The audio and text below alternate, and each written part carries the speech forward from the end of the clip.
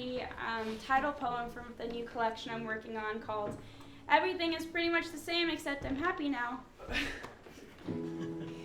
So the poem's called Everything is Pretty Much the Same Except I'm Happy Now.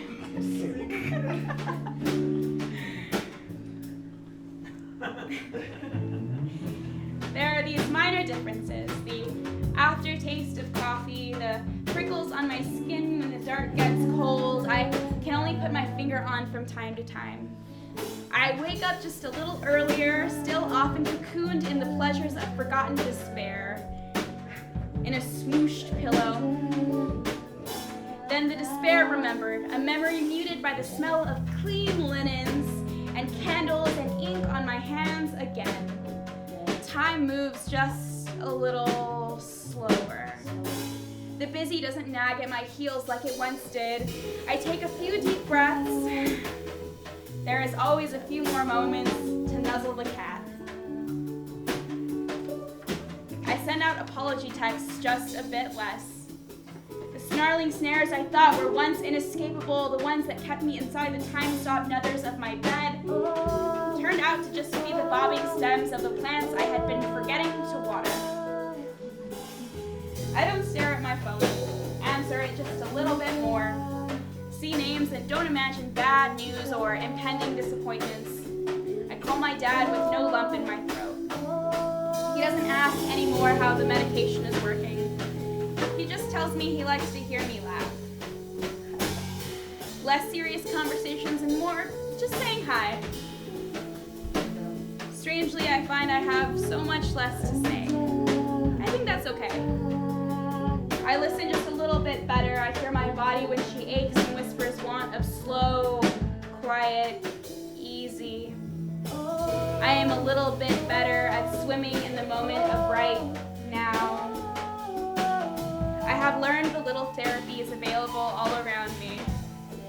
The water on the flowers blooming, the sun on the steps outside, candles lit in the easy evening, a dear friend back from out of town, my brother becoming a father. I open my eyes just a little bit more now, let a little bit more light in. Suddenly, I notice things I must have passed by hundreds of times. I call my dad on the phone, ask him how he's doing, how is everything? He tells me he is good. I say me too.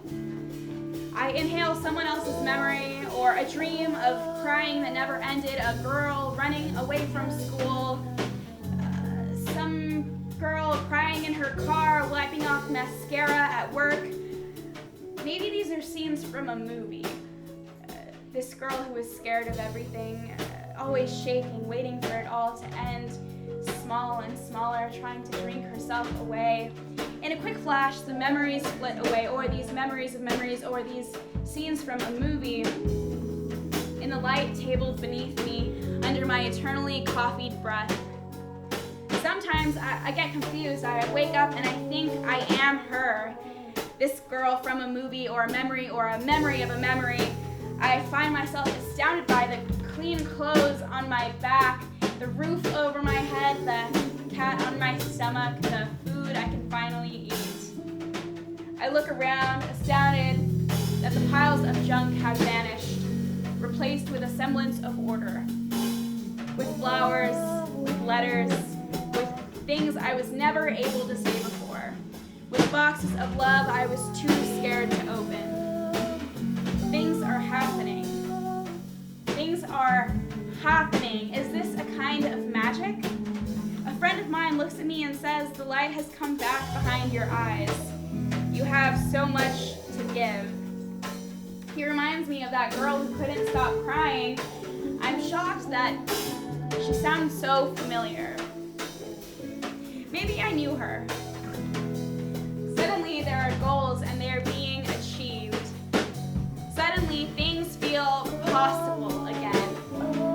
That girl pops into my head when I find myself crying in Walmart. When I find myself laughing at the absurdity of it all. I remember a little bit better now how pain serves a purpose if we let it.